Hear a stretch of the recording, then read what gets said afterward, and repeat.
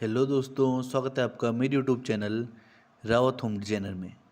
आज मैं आपके लिए 100 गज में एक घर का नक्शा लेकर आया हूँ। टोटल एरिया इसका हमारा 100 गज आएगा, जो कि होता है हमारा 900 स्क्वायर फीट। अब देखते हैं इसकी डायमेंशंस कैसे रहने वाली हैं। 30 फीट तो दोस्तों इसकी विड्थ होगी और 30 फीट ही इसकी टोटल ये वाली लेंथ होगी, जिसे हम डेप्थ भी कह सकते हैं। तो ये आ जाएगी हमारी 30 फीट इंटू 30 फीट। यह हाउस प्लान दोस्तों हमने वेस्ट फेसिंग से बना रखा है। इससे पहले वाली वीडियो में मैंने आपको ईस्ट फेसिंग से, नॉर्थ फेसिंग से और साउथ फेसिंग से हाउस प्लान दिखाए हैं, और ये वाला हाउस प्लान हमारा वेस्ट फेसिंग से। वेस्ट के अपोजिट आ जाएगा हमारा ईस्ट, और ईस्ट के राइट हैंड डायरेक्शन में आ जाएगा हमारा साउथ। साउथ के अपोजिट आ जाएगा नॉर्थ। ये वाला हाउस प्लान दोस्तों हमारा कंप्लीट वास्तु के अनुसार होने वाला है। देखते हैं हमने किस तरीके से डिजाइन किया है। सबसे पहले इसके बेसिक्स देख लेते हैं। फ्रंट साइड पे दोस्तों हमेशा हमारी मेन रोड ही रहती है। ये हमारी यहाँ पर इस तरीके से मेन रोड आएगी, और रोड का लेवल हमेशा घर के लेवल से नीचे ही रहना चाहिए। इस तरीके से भी कह सकते हैं, जब भी हम घर बनाएं तो घर को कुछ ऊपर उठाकर ही बनाना चाहिए रोड के लेवल से, जिससे कि घर में बाढ़ या बरसात के टाइम पे पानी बढ़ने की समस्या पैदा ना हो पाए। और रोड लेवल और घर के पार्किंग लेवल को मिलाने के लिए यहाँ पर एक रैंप आता है। इस तरीके से यहाँ पर एक रैंप आएगा। रैंप के फ्रंट साइड पे हमारा मेन गेट होता है।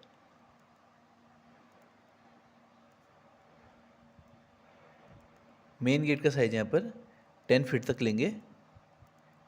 10 फीट का साइज़ दोस्तों काफ़ी ज़्यादा हो जाता है, और काफ़ी इस गेट का वेट भी काफ़ी ज़्यादा हो जाएगा, जिससे कि इस गेट के वेट को स्टेबल करने के लिए यहाँ पर हम या तो आयरन कॉलम का यूज़ करेंगे या फिर आरसीसी कॉलम का यूज़ करेंगे, जिससे गेट अच्छे से स्टेबल रह सके। इसके अलावा जो हमने एक गेट दिया है, ये दिया हमने नॉर्थ वेस्ट के डायरेक्शन में। नॉर्थ वेस्ट के डायरेक्शन में दोस्तों जो कोण आता है हमारा, वो आता है वायव्य कोण।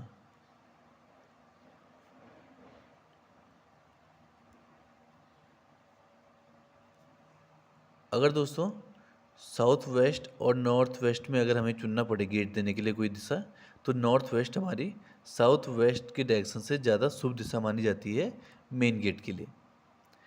और इस दिशा में दोस्तों वायु का संचरण बहुत ही अच्छे तरीके से होता है, इसलिए अक्सर यहाँ पर हम या तो अन्न भंडारण कक्ष बनाते हैं, या तो बेडरूम बनाते हैं, या फिर हम यहाँ पर टॉयलेट वगैरह भी देते हैं। लेकिन अगर गेट को यहाँ पर हमारा फ्रंट साइड वेस्ट हो जाता है, तो यहाँ पर हमारा गेट ही बनाया जा सकता है, और सबसे शुभ दिशा ये गेट के लिए ही मानी जाएगी।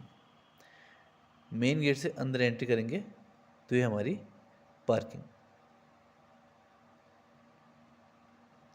पार्किंग का साइज हमारा 11 feet 6 inches into 9 feet 6 inches. इस साइज़ की पार्किंग में दोस्तों एक छोटी 4 व्हीलर या तो फिर उसके अलावा 2 से 3 2 व्हीलर भी पार्क की जा सकती है। पार्किंग से ही दोस्तों हमने इस तरीके से आप साइड में स्टेयर्स दे रखी है। स्टेयर्स हमारी राइट हैंड की डायरेक्शन में टर्न कर रही है, जो कि हमारी क्लॉकवाइज डायरेक्शन होती है। वास्तु के अनुसार हमेशा स्टेयर्स क्लॉकवाइज डायरेक्शन में ही टर्न करनी चाहिए, और स्टेयर्स के नीचे हमें ओपन एरिया ही रखना चाहिए जो हमारे टैपर में होता है, जब तक कि हमें बहुत ज़्यादा किसी चीज़ की नीड ना हो। जैसे कि स्टोर रूम की नीड ना हो, यहाँ पर हमें स्टोर रूम दे सकते हैं। अगर हमें स्टोर रूम की ज़रूरत हो बहुत ज़्यादा, तो हम स्टेयर्स के नीचे स्टोर रूम को दे सकते हैं, लेकिन स्टेयर्स के नीचे हमेशा हमें टॉयलेट देने से बचना चाहिए। इसके अलावा दोस्तों पार्किंग से स्टेयर्स देने में फ़ायदा ये भी होता है कि हमारा ग्राउंड फ्लोर और फर्स्ट फ्लोर बाहर से ही सेपरेट हो जाता है, जिससे कि हम घर को रेंटल पर्पज़ से भी यूज़ कर सकते हैं, और इसमें अलग अलग फैमिली भी रह सकती हैं। साथ ही साथ यहाँ पर आते हैं तो यहाँ पर हमारा एक छोटा सा और एरिया है। इसका साइज होगा 4 फीट इंटू 3 फीट। इस एरिया में हम गमले वगैरह रख के इसे छोटे से लॉन की तरह भी यूज़ कर सकते हैं, या फिर इसमें 2 व्हीलर भी रखी जा सकती है।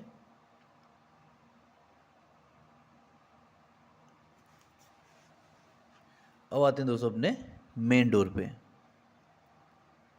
यहाँ से हमने मेन डोर दे रखा है। मेन डोर का साइज लिया जाएगा हमारा 4 फीट इंटू 7 फीट। ये दोस्तों हमारा मिनिमम साइज होता है मेन डोर का। वैसे इससे बड़ा साइज भी लिया जा सकता है।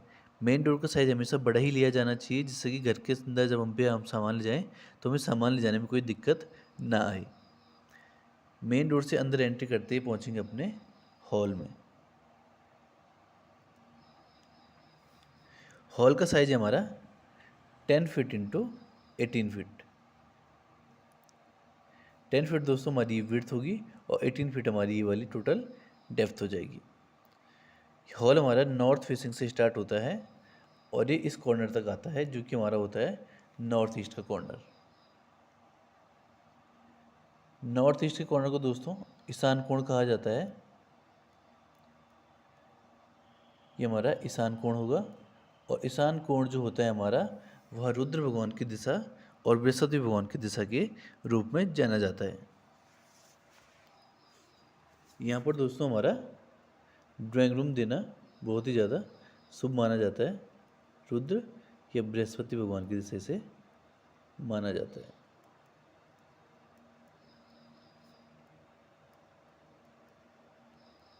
इस तरीके से जो हमारी कंप्लीट नॉर्थ की डायरेक्शन है, इसे हमारी कुबेर भगवान की दिशा माना जाता है। ये दिशा भी हमारी बहुत ही शुभ होती है। यहाँ से अगर हम दरवाज़ा दे रहे हैं मेन डोर, तो ये भी हमारा बहुत ही ज़्यादा शुभ रहेगा। इसके अलावा आते हैं वेंटिलेशन पे। यहाँ पर हम विंडो दे सकते हैं, जो कि हमारी W1 विंडो रहेगी और W1 विंडो का साइज होगा 5 फीट इंटू 4 फीट। इस विंडो को देने से दोस्तों यहाँ पर अच्छे से वेंटिलेशन हो सकेगा हॉल में, और साथ ही साथ हम बैक साइड में भी इसकी विंडो दे सकते हैं, जो कि हमारी W1 विंडो ही रहेगी और साइज इसका सेम 5 फीट इंटू 4 फीट ही रहेगा। बैक साइड में ईस्ट होने से दोस्तों, ईस्ट की फेसिंग होने से हमें विंडो देने में फ़ायदा ये होगा कि यहाँ से हमारी सनलाइट, नेचुरल लाइट आसानी से हमारे हॉल तक पहुँच जाएगी। अब आते हैं अपने बेडरूम्स पे। ये हमारा फर्स्ट बेडरूम है, जिसमें हम D1 डोर का यूज़ करेंगे और D1 डोर का साइज होता है 3 फीट इंटू 7 फीट। ये बेडरूम हमारा कंप्लीट ईस्ट की फेसिंग में आ रहा है, जो कि बहुत ही शुभ माना जाता है। अगर यहाँ पर बच्चे अगर स्टडी करते हैं और बच्चे रहते हैं, तो उनके ज्ञान में बढ़ोतरी होती है और उनका अच्छे से जो पढ़ाई में मन लगता है। इसका साइज होगा 10 फीट इंटू 10 फीट।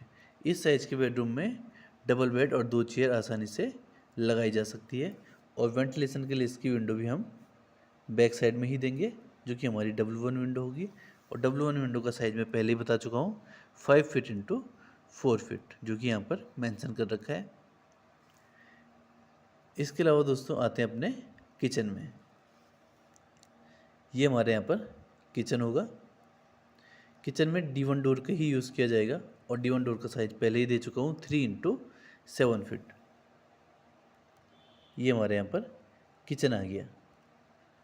किचन का साइज है 7 feet 6 inch into 6 feet 7 inch. इस साइज़ के किचन में दोस्तों 2 से 3 लोग आसानी से काम कर सकते हैं। साथ ही साथ बैक साइड में इसके एक विंडो दे रखी है, जिसे हम W1 से डिनोट करेंगे, और विंडो का साइज सेम 5 इंटू 4 फीट रहेगा। किचन में दोस्तों हमेशा लार्ज विंडो का यूज़ करना चाहिए। अगर हम लार्ज विंडो का यूज़ नहीं कर सकते हैं, तो हमें यहाँ पर शॉर्ट विंडो के साथ चिमनी ज़रूर देनी चाहिए, क्योंकि किचन में ही सबसे अच्छे वेंटिलेशन की ज़रूरत होती है। गैस लीकेज से लेके खाना बनाने के बाद या खाना जब जल जाता है, तो उसके बाद जो स्मेल आती है वो किचन से ही स्टार्ट होती है। इसलिए इसमें हमारे पे वेंटिलेशन सबसे अच्छा रहना चाहिए। किचन जो बना है हमारा, वो बना है साउथ ईस्ट की फेसिंग में। साउथ ईस्ट की फेसिंग होती है हमारे दोस्तों आग्नेय कोण।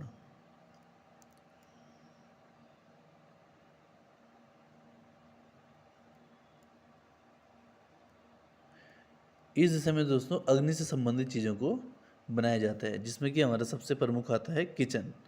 इसके अलावा यहाँ पर जनरेटर रखा जा सकता है या इन्वर्टर भी रखा जा सकता है। इस कोण में हमें जल संबंधित तत्वों से को रखने से बचना चाहिए। जल संबंध में आता है दोस्तों, या तो पानी की टंकी नहीं रखी जा सकती है, टॉयलेट बाथरूम वगैरह यहाँ पर नहीं बनाया जा सकता है। यहाँ पर हमें जो भी जल तत्व संबंध है उसे नहीं रखना चाहिए, क्योंकि जल तत्व हमारा अग्नि तत्व का पूर्णतः विरोध करता है। ये दोस्तों हमारा जो एरिया है यहाँ से यहाँ तक, और ये एरिया ये आ जाएगा हमारा डाइनिंग एरिया में।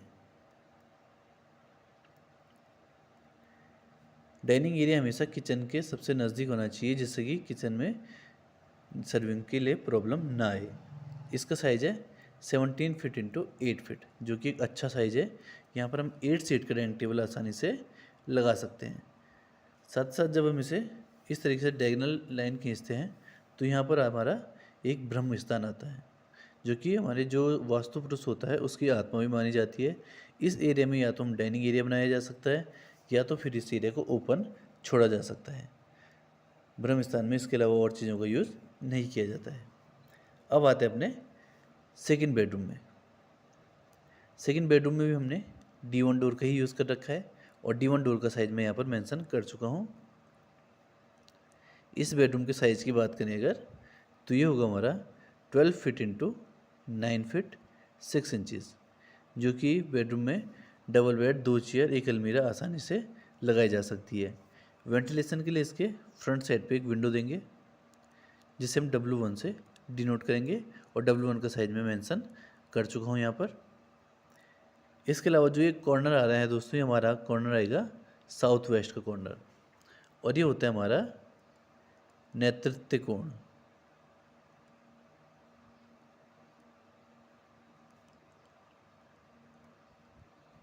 इस कोण में दोस्तों हमेशा हमें अपना मास्टर बेडरूम देना चाहिए, और इस कोण में जो हमारा बेडरूम दिया जाता है उसमें हमेशा घर का मुखिया रहता है, क्योंकि नेतृत्व कोण हमारा जो होता है वो एक दृढ़ कोण होता है, तो इसलिए इसमें घर का मुखिया का ही वास रहता है। और इसकी विंडो हमने वेस्ट फेसिंग में दे रखी है। इसके अलावा दोस्तों ये साउथ की दिशा भी है हमारे यहाँ पर।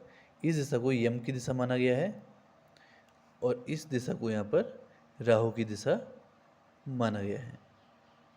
यम की दिशा में दोस्तों हमें कभी भी साउथ डायरेक्शन में अपनी विंडो या फिर डोर को नहीं देना चाहिए, क्योंकि वहाँ से हमारी पॉजिटिव एनर्जी बाहर की तरफ निकल जाती है, उसका संचरण बहुत ही तेज़ी से होता है। इसके अलावा यहाँ पर हमने एक टॉयलेट भी दे रखा है। टॉयलेट में जो डोर यूज़ करेंगे हम, उस डोर का साइज होगा D2 डोर। ये होता है 2 feet 6 inch into 7 feet size का। ये हमारे यहाँ पर कॉमन टॉयलेट है। इसका साइज आएगा हमारा 5 फीट इंटू 6 फीट। इसके वेंटिलेशन के लिए फ्रंट साइड पे हम एक वेंटिलेटर देंगे, जिसे हम V से डिनोट करेंगे। टॉयलेट आया है दोस्तों हमारा कंप्लीट वेस्ट की डायरेक्शन में, जो कि यहाँ पर दिया जा सकता है।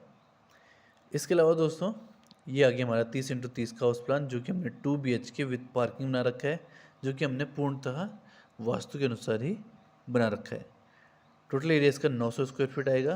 अगर इसे गज में काउंट करना चाहिए तो ये 100 गज आ जाएगा। अब कॉस्टिंग की बात करें इसकी अगर, तो जो रेट चल रहा है वो चल रहा है 1600 से 1800 रुपये स्क्वायर फीट। इस रेट पे जब कंस्ट्रक्शन किया जाता है तो कॉस्टिंग आती है इसकी 14,40,000 से 16,20,000 रुपये तक। अगर हम 1600 रुपये स्क्वायर फीट में कंस्ट्रक्शन देते हैं तो कॉस्टिंग आएगी 14,40,000, और 1800 रुपये स्क्वायर फीट में कंस्ट्रक्शन देते हैं तो कॉस्टिंग आएगी 16,20,000 रुपये। वीडियो में दोस्तों लास्ट तक बने रहने के लिए आपका बहुत बहुत धन्यवाद। वीडियो को लाइक और चैनल को सब्सक्राइब जरूर करें अगर आपको वीडियो अच्छी लगती है। अब मिलते हैं आपको नेक्स्ट वीडियो में, तब तक के लिए आपका बहुत बहुत धन्यवाद।